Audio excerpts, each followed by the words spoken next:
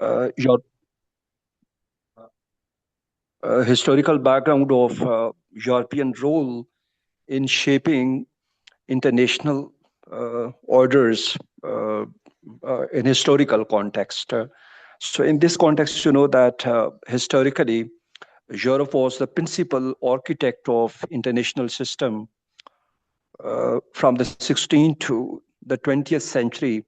European powers, particularly UK, France, Spain, Portugal, and later Germany, shaped global politics through colonial expansion, military power, economic dominance, and through the promotion of the state system that was introduced in Europe itself, consequent to the Treaty of the Peace of Westphalia.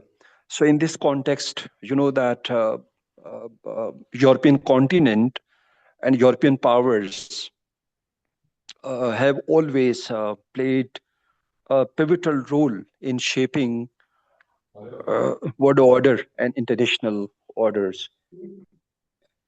And then after World War II, uh, a new international order emerged. Although the United States assumed the leading role, European countries became key partners in constructing what is commonly known as the liberal international order. Consequent to this introduction of new liberal international order, institutions like the United Nations, NATO, and the European Union became the pillars of this order, particularly during the Cold War era and also in post-Cold War era. The European integration project itself was built on the belief that cooperation, law, and economic interdependence could replace historical rivalries, historical confrontations, and prevent future wars. Therefore, Europe became not only a beneficiary of the liberal world order that was introduced after World War II, but also one of its strongest advocates. But today, we see that the liberal international order faces significant challenges. Uh, One major challenge has emerged from the policies associated with uh, President Donald Trump. His America First approach has questioned several traditional pillars of liberal internationalism. It emphasizes national interest over multilateral commitments and often favors bilateral bargaining and strategic competition over international cooperation. As a result, many observers argue that international norms and institutions have weakened while power politics and geopolitical rivalries have gained prominence, particularly because of by virtue of uh, the U.S. under President Trump policies. This shift has created uncertainty about the future of rules-based international system. And a second challenge which liberal international order faces is the widening gap between the United States and Europe on several important issues. And those issues include trade and tariff disputes between the US and the European Union, disagreements regarding Greenland, different approaches towards Ukraine conflict, and differences over relations with Russia, and also kind of policy differences in terms of dealing with Iran conflict and Middle Eastern security.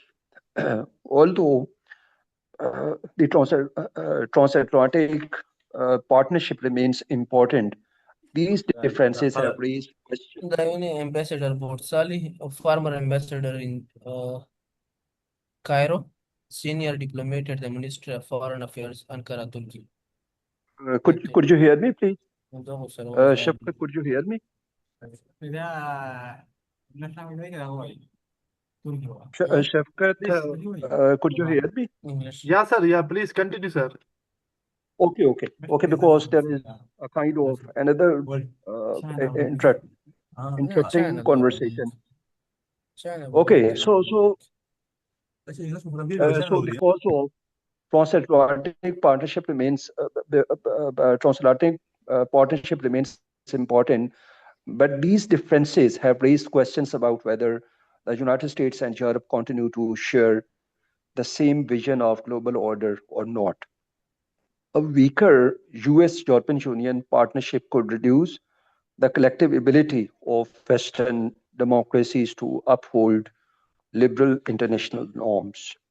In response to these challenges, the European Union has increasingly positioned itself as a defender of liberal international order. The European Union consistently emphasizes today the respect for the UN Charter, international law, human rights, democratic governance, multilateral diplomacy, sustainable development, climate, and environmental protection. In many international forums, the European Union advocates rules based solutions rather than unilateral action. The European Union continues to support international institutions and cooperative approaches to global challenges such as climate change, economic governance, and conflict resolution. Therefore, among major global actors, the European Union represents the most explicit commitment to liberal international principles, both in its official policies and in its diplomatic practice. Despite its commitment to liberal values, Europe faces serious security pressures. The most significant challenge comes from Russia. The war in Ukraine has reinforced European concerns about military security and territorial defense. At the same time, uncertainty regarding long term American commitment to European security through NATO has increased concerns within Europe.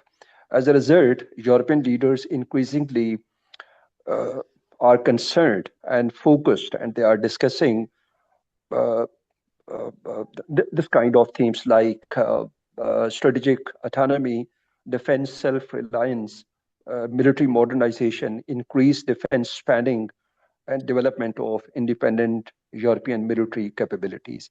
These measures may be necessary for European security. However, they also create an important challenge for the European Union, and it raises important questions. Can Europe strengthen its military power while remaining committed to liberal principles, or will growing security concerns gradually push Europe and European Union towards a more traditional power political approach? This question lies at the heart of Europe's future role in global politics. So, to conclude, we can say that today, as the liberal order faces unprecedented challenges arising from unilateralism, geopolitical rivalries, and growing transatlantic tensions, the European Union has emerged as one of the strongest defenders of democracy, human rights, multilateralism, international law, and the UN centered international system and multilateralism.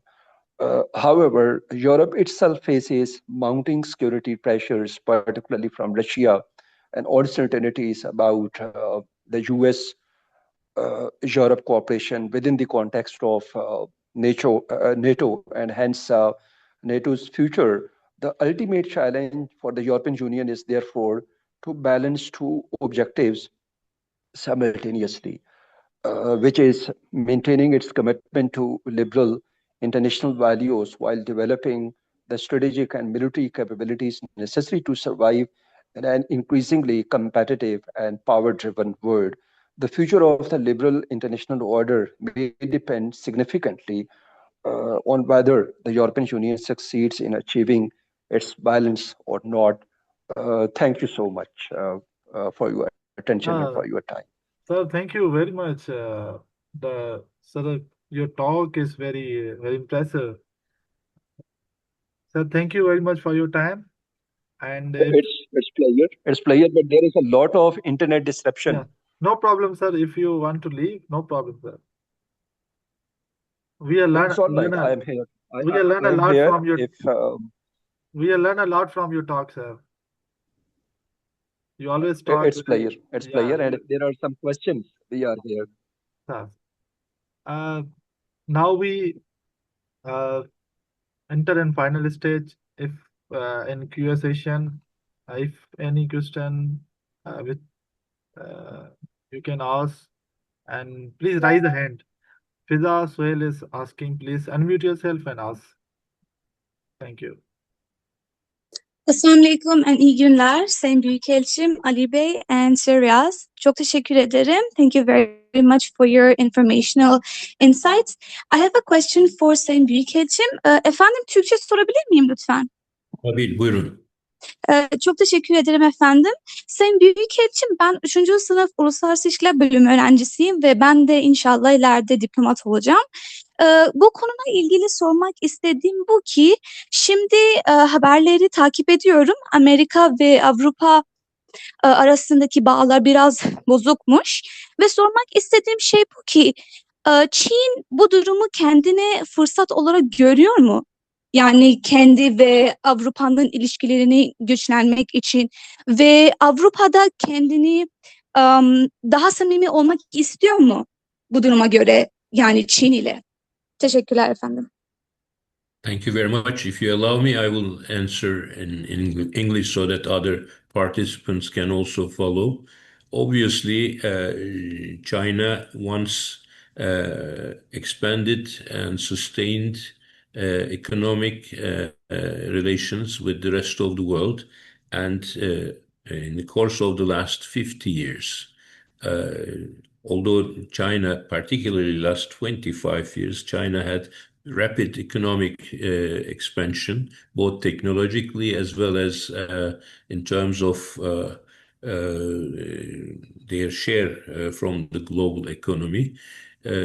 China has not militarily or politically confronted any of the regional or global powers.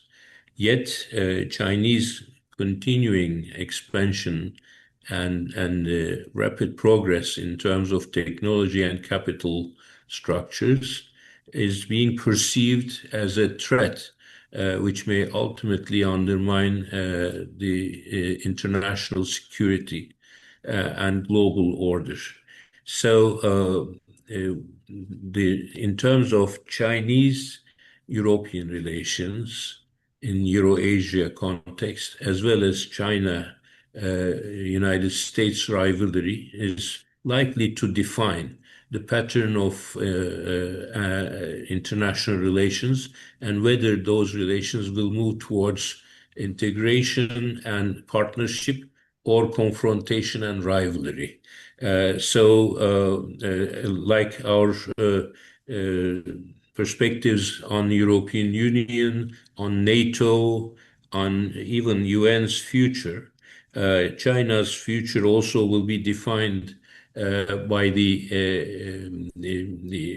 way the regional and international powers react to Chinese openings, and China's ability to restrain its economic ambitions to the extent that they don't constitute a confrontational pattern which may provoke regional or global conflict.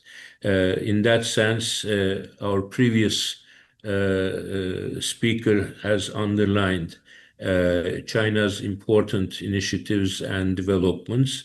We will all, of course, realizing Pakistan's strategic relationship with Beijing and Pakistan's geopolitical role as a bridge between China and the Indian Ocean. in commercial terms, I mean, given what China has been investing in terms of building infrastructure across Southeast Asia, there will be factors, there will be actors which perceive this as expansionist, domineering moves, as well as those who may prefer to perceive China as a partner rather than a rival. So next 10 years will be very important. Sir, thank you very much. So now Thank you question very for much, Your Excellency. Thank you very much, sir, for your answer. Now question for Sir Dr. Riaz Saab, sir. I received one question from Yes. participants. So what do you think the future of NATO? There's any alternative of the NATO in Europe? And how do you see the recently the Vice President of European Union visit to Pakistan? So how do you see the visit of Pakistan and the strategic partnership between European Union and Pakistan and His Excellency using Pakistan as a major Okay. power? So what do you think? What do you comment on this? Thank you, sir. Sir. Um, Thank you for your question. In fact, it is like three questions. But the first question that was asked by Fiza Sohail, that was in Turkish language, but I got its sense and concept while Excellency answered that question. That question is also very important because Excellency basically highlighted Chinese approach towards different regions and countries, whether it is the US or European Union or Russia. But here it is also important to understand European Union's approach towards major powers. In fact, by this time, this European Union faces a kind of a set of or a combination of unique pressures simultaneously. For example, European Union faces a pressure from its traditional ally, the US, because of Trump's, policies. It's a kind of strategic pressure. It is a kind of economic pressure, and then European Union also faces a kind of pressure from China, mainly.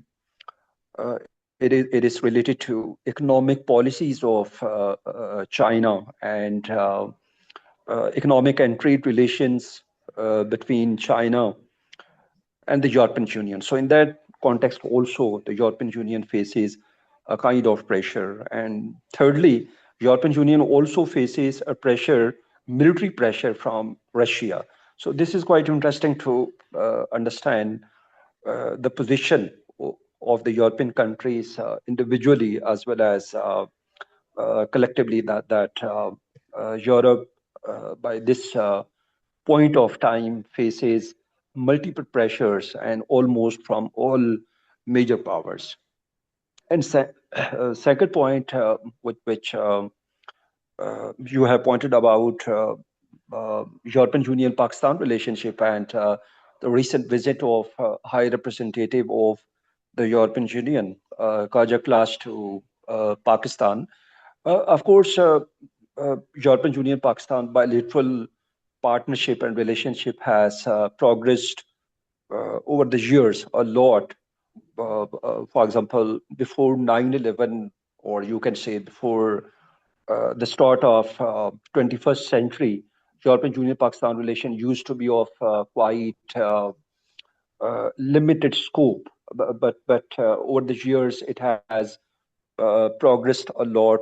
And in 2004, European Union and Pakistan signed bilateral cooperation agreement. And 2019, they started strategic engagement plan, and also with effect from 2014 onwards, the European Union, Pakistan got GSP plus status in the European Union, and currently European Union and Pakistan maintain multi-levels political dialogue, and the dialogue that was held day before yesterday on it was held on 1st June between Deputy Prime Minister and Foreign Minister of Pakistan and High Representative or Foreign Minister of the European Union. In fact, this is the highest level of dialogue, and that dialogue, of course, European Union and Pakistan discussed bilateral cooperation as well as future prospects of extension of GSP plus status of Pakistan. But at the same time, they discussed and Kajak class recognized Pakistan mediation role in the context of US Iran conflict. And in fact, this point has been highlighted by Excellency before me that Pakistan's mediation role in the context of US-Iran conflict and US-Iran potential or possible agreement, this mediation role has been appreciated internationally, including the European Union. Yeah. Shafkat, I would like to add, if you can allow me. Yeah, sir, please, sir, please.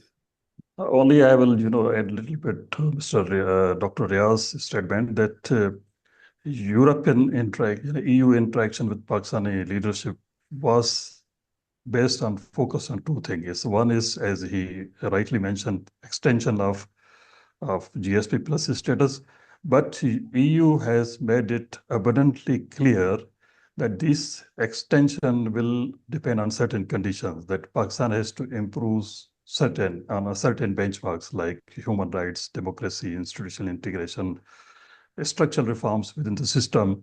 And all these things put in place before the expiry of present GSP plus status, they will consider, otherwise they can put a little bit of more stringent conditions on extending GSP plus status of Pakistan. So European Union in principle is always propagating a rule-based law, into the kind of universal laws like democracy, human rights, rule-based international system. So these conditions were made clear to Pakistan leadership that if you want to remain allied with EU and strategic cooperation, the country needs significant milestones on these benchmarks. So this is just addition from my side.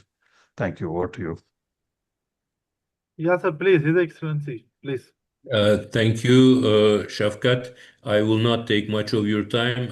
On your global screen, I just shared a brief summary of European Indo-Pacific strategy. So your friends can elaborate on that. And if you want to go into the specifics, there are titles, an executive summary of that strategy, which I believe are good for starting the deeper research and analysis on the subject.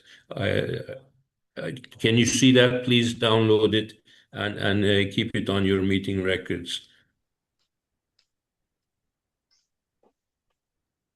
Okay, sir. Thank you very much for sharing, sir. Thank you. Someone asking about China. I just want to refer here about, according to Al Jazeera report, that 26 foreign leaders, senior officials to visit China this year. This list include president, prime minister, chancellors, crown prince, and foreign minister from 23 countries. So China is on the board. China is playing a very key role. So now move towards Salman. Karim is asking, please unmute yourself and ask question. Thank you. Salman, Karim, please. Assalamu alaikum, everyone. Can you hear me, Shafkat? Yeah, we can hear you. Please ask the question. Yeah. Shafkat, I have only two questions regarding this topic. And thank you so much, His Excellency and Dr. Mardan Saab and Dr. Riaz Shah Saab for your wonderful comments and wonderful discussion. Actually, I just want to ask a question that in future, how the EU will treat the populism and Russian aggression in European country, in Ukraine specifically, and generally in European countries. And another question is that according to current situation, US is a step back from United Nations, and they are not fully supporting United Nations. So whether Pakistan and EU will they will ally in future you know uh, agreements, or they will European Union will go towards India or China, because they are much more powerful than Pakistan regarding military as well as regarding economy. Thank you. Thank you. His Excellency, please. Thank you, Salman, for the good question.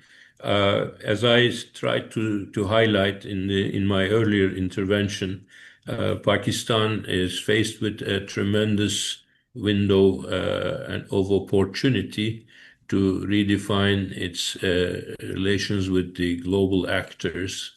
I'm keeping my fingers crossed. My prayers are with you that this strategic mediation effort between Iran and the United States results in a sustained, viable, peaceful settlement that is going to tremendously expand Pakistan's future prospects as a regional actor and a middle power, as they say in the new definition system. So a lot of things are to be redefined, starting with UN Security Council, the veto rights of the Permanent Five. UN has become is stuck in a standstill deadlock, which is not able to serve peaceful relations in the international system. So European Union will be just one of the transactional changes that we will witness, but it will go far beyond that. I see lots of potential for Pakistan's future role. Thank you very much. Add little bit to Mr. Hussein's, role of UN, the UN came into being after World War II, and its main mandate was to prevent international conflicts and maintain peace in the world. This mandate, UN is failing now. So there is a lot of discussion within diplomatic circles, also in academia, that if United Nations would maintain its role in future or not. So seems that United Nations has not been doing its job properly. That has given way to the powerful countries to, first of all, violate international law and also start aggression to smaller countries. Whatever you are seeing in Israel, Middle East conflict, or now Iran, US attack on Iran, this is all the manifestation of old system that might is always right. And there's no institution which can prevent might to take these kind of actions. Now is a time has come that there should be a proper reforms in United Nations. Okay, there could be several other options how it can be resolved, how can it be reformed. But my assertion is that UN has to be fully democratized. The 5 major countries should not, I say, misuse this veto power. This, because of Nation Security Council's operations, these problems are persisting. If United Nations itself become democratic institution where will of majority will prevail, then these conflicts can be effectively settled. So I would say that some time has come when world order is changing, so there should be a proper reforms within the United Nations. Otherwise, this institution will become redundant in larger scheme of things. So this is my addition only. Thank you. Thank you, sir. Thank you. Sir Riaz, you want to add something? Well, this question is related to what Pakistan's relations with European Union and Russia, and how Pakistan can balance this. This is the question. Yeah, this Or is the you can question. repeat your question, please. I If just, it is, yeah. yeah. Yeah, Yes, yeah. this is the question that you are mentioning. Okay, all right. So Yeah. this question came from Salman. Yeah, sir. Yes, sir. Oh, From Salman, yeah. okay. Salman, this is very important question, and partially it has been answered by Excellency, uh, our colleague from Turkey. Look, uh, pa- uh, every country, in fact, in accordance with realist theoretical approach, every country pursues its foreign policy objectives in accordance with the space in international politics or in international arena it has in terms of which itself is defined in terms of power and influence. If a country has more power, of course it has more space to pursue its foreign policy objectives in international arena, and vice versa. As far as the case of Pakistan is concerned, uh, in recent years, particularly starting from 2025, when Pakistan had a military confrontation with India, and which ultimately culminated in strategic dominance on part of Pakistan, and subsequently in this year, in 2026, Pakistan has been playing mediation role in the US-Iran conflict. Of course, these episodes or these events have resulted in upgrading Pakistan's diplomatic and strategic uh, standing and position regionally and internationally. And as Excellency has pointed out, that if inshallah, this Pakistan's role of mediation ultimately results in uh, an enduring peace or conflict resolution between US and Iran, and definitely this will further enhance Pakistan's strategic, political, and diplomatic profile and position regionally and internationally. But somehow, my point is that Pakistan is a big military power. It has strategic leverage, geopolitical relevance, regionally as well as internationally. But of course, the problem which currently Pakistan faces, and it has been facing historically, it is its economic base or economic foundation, because economically Pakistan has not been self sufficient. We have been dependent upon International Monetary Fund, IMF loans, and loans from friendly countries. But even so, currently Pakistan is undertaking economic reforms, and it is on a right track. But my point is that since last year Pakistan has emerged as uh, a middle power, which has successfully exercised its political, diplomatic, and strategic influence regionally and internationally. And it is currently, this is quite important and interesting to underline, that Pakistan is perhaps currently is the most visible and most prominent country which maintains relations with all major powers bilaterally and simultaneously quite successfully. Means in past, particularly during Cold War era, Pakistan has been Pakistan's relations with one major power or the other major power were constrained because of the one or the other major power. My reference is towards uh, Pakistan pursuit of balancing act towards the US and the Soviet Union. It was not that much successful, but currently Pakistan is quite successful in maintaining a balancing act towards all major powers. It maintains very good relations with the US, with China, with Russia, with the European Union. And we hope so that these bilateral issues between other states or major powers will not much affect Pakistan's relations with other countries or with the major powers, and Pakistan will be able to maintain a kind of neutral posture and a kind of balancing act vis-a-vis other countries and vis-a-vis major powers which might be having mutual conflicts or mutual strategic rivalries. But I'm quite sure, and this has become a cardinal feature of Pakistan's foreign policy approach currently. Thank Yeah. you.